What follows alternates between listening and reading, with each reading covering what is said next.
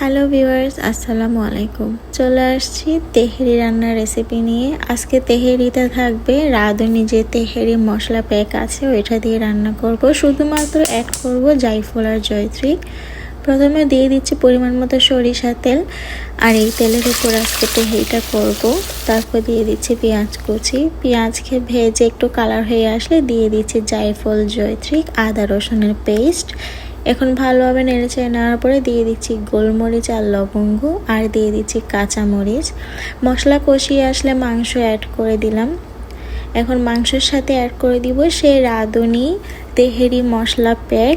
একটা ফুল প্যাক দিয়ে দিচ্ছি 1 কেজি মাংসের সাথে।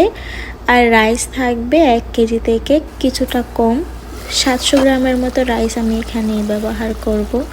আর মাংসটাকে একদম ভালোভাবে সিদ্ধ করে নিব।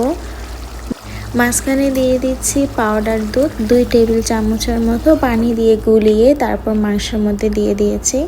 মাংস কষিয়ে আসলে আমি এখানে দিয়ে দিচ্ছি 700 গ্রামের মতো রাইস। চিনি গুঁড়া রাইসটা ব্যবহার করেছি তেহেরির জন্য। এখন ভালোভাবে নেড়ে ছেড়ে নিব আর পরিমাণ মতো পানি দিয়ে এই তেহেরিটা রান্না করব।